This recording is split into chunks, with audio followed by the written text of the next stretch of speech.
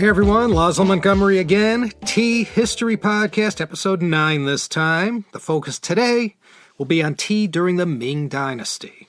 Blue and white porcelain. That's one of the icons of the Ming, and today we'll look at that too, as well as the town that made it famous.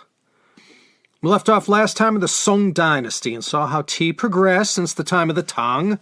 We looked at mo cha, tea powder, cai xiang, huizong, eisai, miao-e, and the new Song tea culture.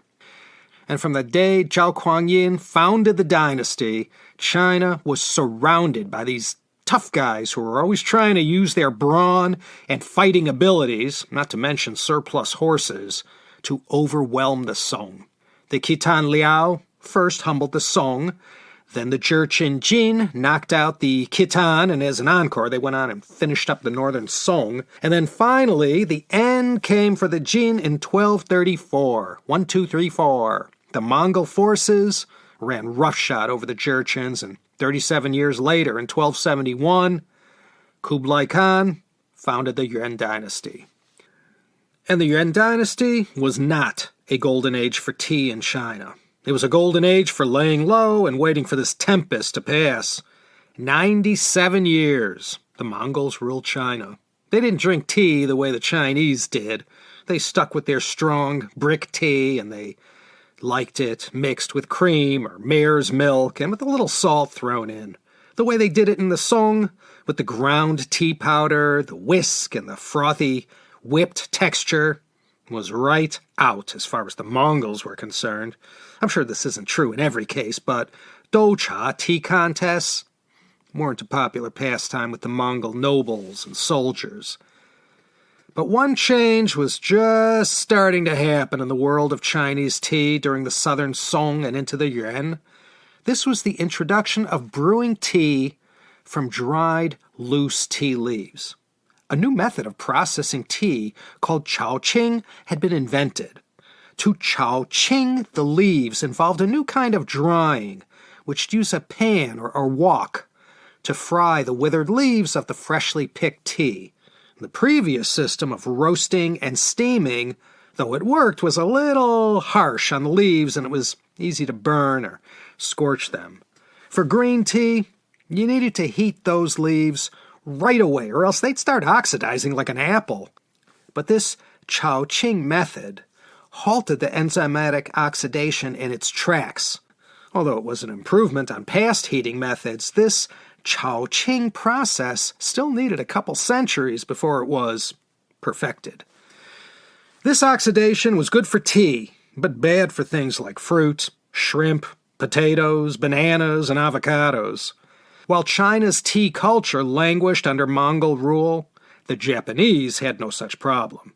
Despite the two massive Mongol invasions, rebuffed by the kamikaze winds of 1274 and 1281, the Mongols were unable to do to Japan what they did to China. So while China was under the Mongol yoke, the Japanese thrived and prospered in their national tea culture. The 13th and 14th centuries were not the best times in China for tea, but for Japan, this was the period when the distinctly Japanese tea ceremony was further developed and almost perfected. As I said, the Yuan didn't even last a century, and even when Kublai Khan reigned, he was no huizong when it came to imperial patronage of tea culture. And without a patron like the emperor, it's hard to keep a thriving national tea culture going. So although it was perhaps a dark age, it's not like it was pitch black. No one in China was giving up on tea just yet.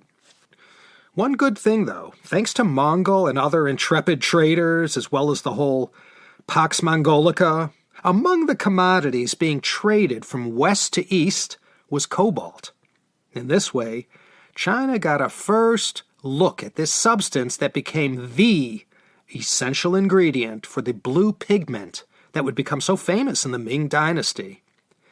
The cobalt came from Iraq and Iran, though during the early Ming, cobalt was discovered in China.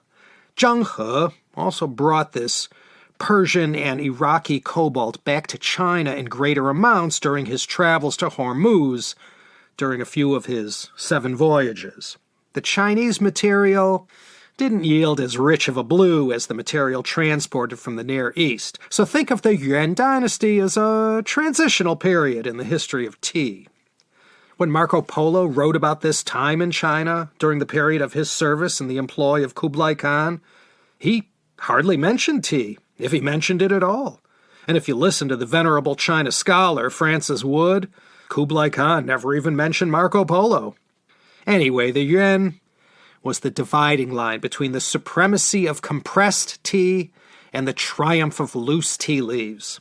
And this brings us to the Ming Dynasty, 1368 to 1644. The Ming was not a dark age for tea. Loose leaf tea is going to become the standard.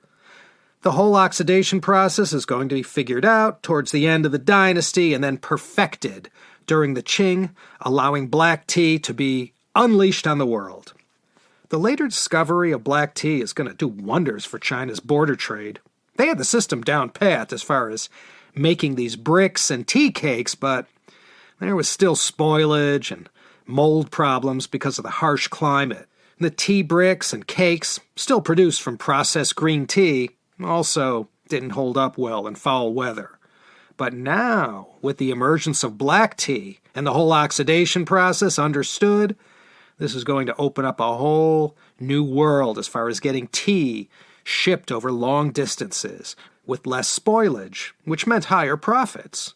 And we know, after hearing it 100 times at least in these podcasts, the Ming Dynasty was founded by Zhu Yuanzhang, who reigned from 1368 to 1397. And along with Liu Bang, who founded the Han Dynasty, Zhu Yuanzhang was one of the two dynasty founders who rose from humble, non-aristocratic beginnings. He's also known as Ming Taizu, as well as the Hongwu Emperor. Lots of good things happened under his Hongwu era.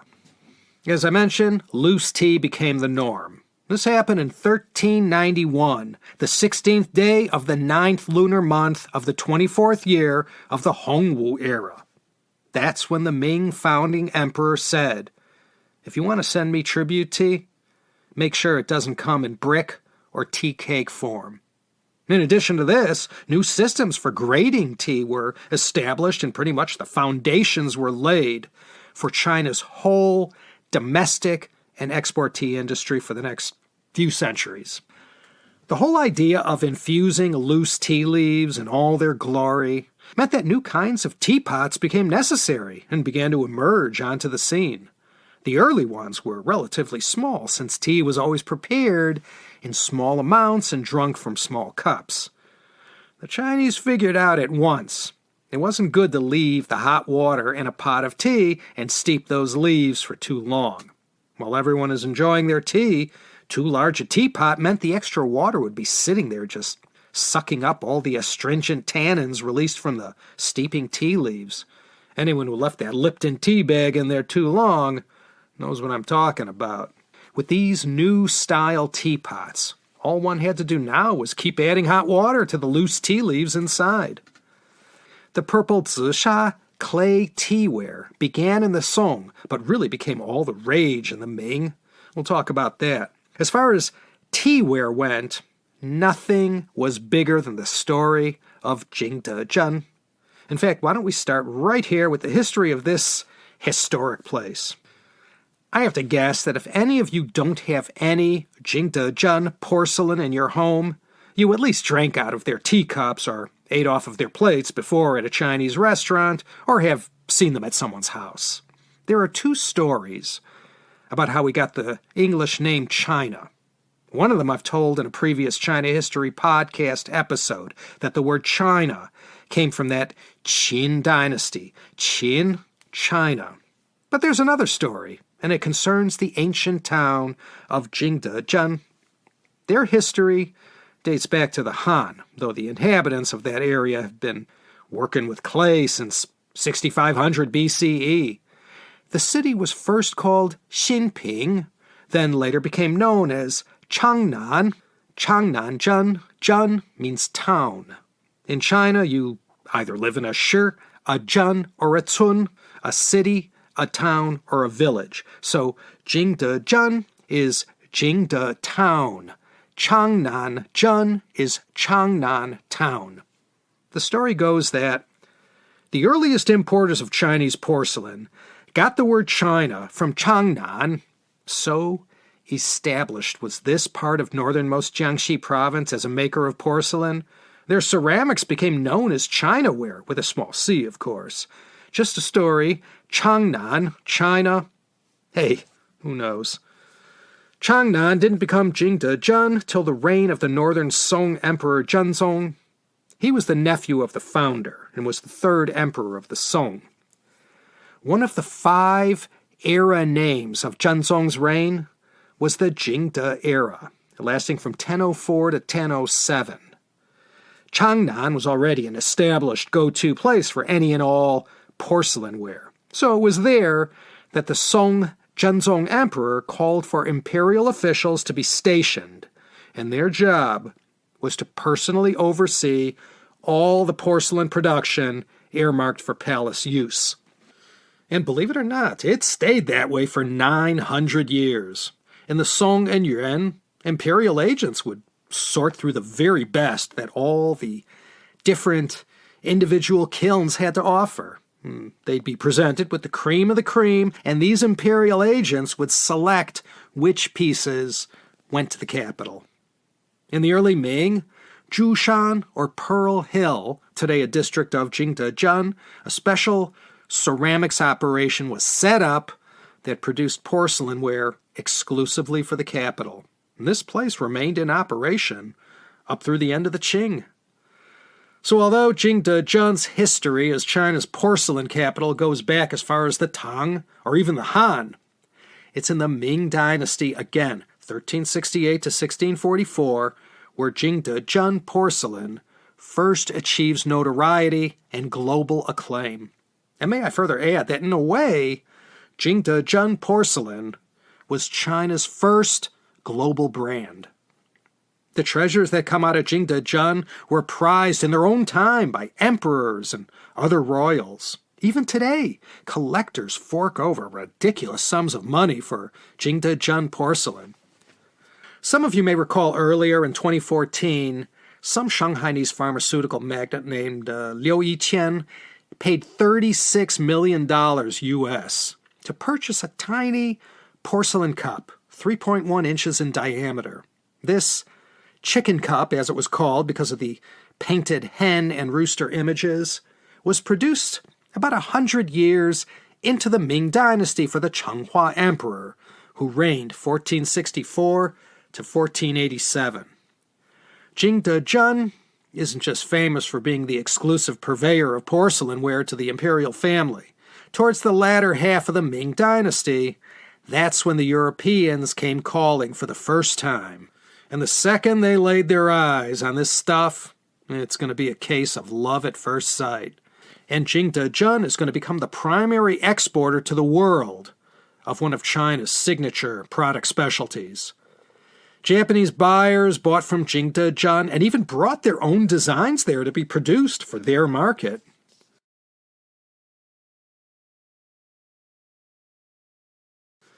Even after the Hongwu Emperor died in 1398, there were still 305 years to go before Bertiger figured out the secrets of the 72 steps to turn kaolin mixed with ground china stone into a crystallized, hard porcelain object. So Jingdezhen is going to have one hell of a run between the Ming and the year 1703 in the Qing Dynasty. The reason the center of the porcelain world ended up in Jingdezhen was because of the rich deposits of kaolin enriched clay that, because of the low iron content, was particularly white. In Mandarin, this clay is called Kaolin. There's a Kaolin mountain there, and guess what mineral deposit it's loaded with? Then, not far away, were the Sanbao Mountains, which were chock full of feldspar and rich china stone, the other main component in making porcelain. Today, kaolin's largest application is in the paper industry, where it's used as a clay coating for paperboard. But kaolin, this stuff was the best for making porcelain. Because of the inherent nature of this substance, kaolin, you could make a cup or dish or whatever eggshell thin, translucent, just gorgeous. It was a pleasure to hold and to behold. Porcelain produced out of Jingdezhen was expensive, but the mass-market export-quality Chinaware they also produced was affordable at the same time. This is going to be a key point because once tea gets enthusiastically embraced by the unwashed masses of Europe and America, everyone had to have one of these China teapots. And not only that, once Zhu Yuanzhang, the Hongwu Emperor, put his foot down and declared that henceforth tea should come packed loose and no longer compressed, these teapots, gaiwans, and teacups became perfect vessels to enjoy this new loose tea culture. Though first begun in the Yuan Dynasty, hua cha, or scented tea, began to gain in popularity in the Ming as new ways to make these flower-scented teas are figured out. Fujian province, as usual, taking the lead. Loose tea opened up the door to all kinds of new processed teas like scented tea and tea blends that mix different spices, fruits, or other additives. I read that another use of scented teas was sometimes to disguise the aroma of otherwise inferior teas. If the leaves weren't quite up to par or past their sell-by date, well, you could disguise the tea's shortcomings with a hint of jasmine, rose, or osmanthus. This was an old trick some Cantonese chefs picked up when they invented sweet and sour pork. The pungent, viscous, red-orange sauce would drown out any slight odors coming from 3-day-old pork. The Guilos had no idea. Other places produced ceramics, but only Jingdezhen's designs became internationally renowned. Back in the Ming Dynasty, as far as China was concerned, the known world consisted of Asia, India, Egypt, Europe, and East Africa. If Jingdezhen is China's most famous city for porcelain, Jingdezhen's most famous porcelain, especially wherever tea was concerned, was their blue and white. Production began around 1340, at the tail end of the Yuan Dynasty during their last emperor, Huizong, different Huizong from the stylish Northern Song Emperor we featured in 4 parts and discussed last episode in Part 8. So this porcelain ware, in no time at all in the years just before the Great Age of Discovery, became China's most well-known export. It was a huge hit in every market it appeared. Zheng He, on his 7 voyages, spread a lot of this stuff around all over the place. People are still digging shards of these blue and white teapots and teaware out of the ground all the way into our day at all the places he visited, including the former Swahili coast and East Africa. A lot of Straits Chinese families have some of these antique blue and white pieces that came from the Zheng He era. The custom was continued during the Ming that dictated when the emperor died, his porcelain ware was never used again. I don't know if it was buried with him in his tomb or what they did with it, but whenever there was a new emperor on the throne, the kilns of Jingdezhen would suddenly get very busy. For all imperial ware, the custom was always to print on the bottom of the cup, dish, bowl, vase, or whatever, the era name of the emperor. So, for example, during the reign of the Yongle Emperor, all the porcelain would be inscribed at the bottom with Da Ming Yongle Zhi, made in the Ming Yongle era. When you look at antiques, you could check the bottom to see if it has these inscriptions. Most of the time, it'll probably just say 中国制造, made in China. Nowadays, the workshops in Jingdezhen are mostly all modernized, fully automatic, computerized, and state-of-the-art. Tens of thousands of people clocked in every day at the kilns of Jingdezhen during the Ming. The growth of the operation there grew spectacularly during the Ming period, and even more during the Qing. And though the workshops produced all manners of categories of porcelain products, it was tea that was the driving force behind a great deal of this growth. Every age had their definitive tea manuals. The Tang had Lu Yu's Classic of Tea, the Cha Jing. In the Song, you had Huizong's Tea Treatise and the Cha Lu of Cai Xiang. In the Ming, There was Zhu Yuanzhang's Cha Pu of 1440 and Gu Yuanqing's Cha Pu of 1541. Same Chinese name, but different English names. One of those things. Zhu Yuan had the good fortune to be the 17th son of the Ming Dynasty founding emperor. He got to live a very fun and productive life. He was a master of the arts, music, and Taoism. He was also a military man, but had been muscled out of any possible political role by his older brother, Zhu Di, the later Yongle Emperor.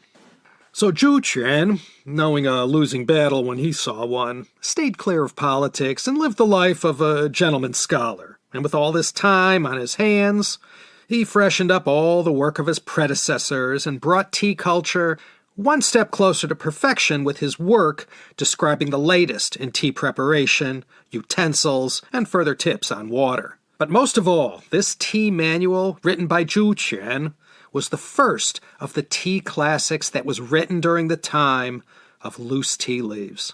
He was in lockstep with his father, the Hongwu Emperor, on this matter. Brewing loose tea was a radical departure from the established ways of doing things. Zhu Yuan also offered up commentary on past tea classics. After the Hongwu Emperor's decree saying no more tea bricks, it was left up to the son, Zhu Yuan, to explain the new culture to an eager audience. Zhu Yuan had written in the Cha Pu that the way of preparing tea from tea cakes profoundly impacted the taste of the tea. The only way to get the true, inherent taste of the tea leaves was by brewing the processed loose tea in boiled water. And like Lu Yu, Zhu Yuan was a strong advocate for ambience. Where you were drinking the tea and the conditions in which you were drinking was also important and contributed to the overall experience. All these great tea masters had reasons for their favorite kind of teaware. Zhu Yuan believed white tea bowls was the way to go if you wanted to truly appreciate the tea. So we can rest assured that had Zhu Yuan been alive in the Tang, he would have favored Xingware over Yueware. The cast iron teapots that today no self-respecting tea master would be without, those too were given a big boost by Zhu Yuan. Boiling your water in those kinds of pots on your charcoal stove was the way to go back then and still today. These too are available at local tea shops and in most of the online stores. They ain't cheap, but I saw a nice collection of 27-ounce cast iron teapots online going for around $50. I've also seen these things going for hundreds of dollars. The other Cha Pu was written by Gu Yuanqing. He lived 1487 to 1565, the time of the Zhengde and Jiajing emperors. Now I'm just going to mention a couple of these tea classics. By this time in the Ming Dynasty, books were being printed in every direction, with every would-be tea expert weighing in about the best ways to prepare, serve, and drink tea. Gu Yuanqing's tea manual, like Zhu Yuan's, focused solely on loose tea. I guess maybe in this new age of tea, new advice needed to be dispensed. Gu Yuanqing's book mainly talks about the 8 requisites for tasting tea. All seems so common sense, but I guess not back in the mid-16th century. A few of the main points from this work: use good quality tea and fresh spring water to make it. Pay attention to how you boil the water and infuse the tea leaves. Don't skip on the utensils. Use the best there is. Then, as far as tasting the tea, you don't he cha or drink tea, you pin cha. To he is to drink. To pin is to sip. Now, I didn't know this when I began my tea studies in Hangzhou in 2013. This character, pin, 3 mouth characters, sangako, in a pyramid, one on top of the 2, I always knew it meant thing, like chanpin or pinzhong, but it also has another meaning, to sip. So Gu Yuanqing in his tea manual made an extra effort to emphasize that you pin your cha. What other words of wisdom from Gu Yuanqing? Watch the water temperature. If you boil it too long, it releases oxygen and causes the water to taste flat. And choose your tea companions carefully. Nothing enhances the pure enjoyment of the tea experience then good and interesting friends to share it with you. Gu's 8th requisite is to put your heart into the preparation of the tea, and don't forget the tea snacks. There are so many of these tea books. Some we remember, some we don't. So much was changing. I know we don't look at the 14th and 15th centuries as recent times, but for China's long history, going back 4,200 years to the legendary Xia in 2194 BCE, the Ming was modern history. Zhu Yuanzhang only founded the Ming Dynasty 6.5 centuries ago. So you can see in the context of 4,200 years, the changes happening in Ming Dynasty tea culture sort of fall under the category of recent Chinese history. I guess the main thing you could say about tea and the Ming Dynasty, besides the emergence of loose tea and Jingdezhen onto the world stage, would be that the tea ceremony, the tools of the trade, the utensils used, the processing ways, and the general way we casually and formally drink tea all sort of become recognizable to us in the Ming. The evolution wasn't complete, but if today's tea masters had to do a gongfu tea ceremony to someone back in the Ming Dynasty, they'd probably do okay. I guess once you got rid of the bricks and the need to grind the tea, the ceremony became a much more aesthetically pleasing experience. Well, I don't want to say anything, but we're in stoppage time, so we may as well draw the curtains and call it a night. Laszlo Montgomery signing off from Los Angeles, Cali, beseeching you once again to come back next time for another gratifying episode of the Tea History Podcast.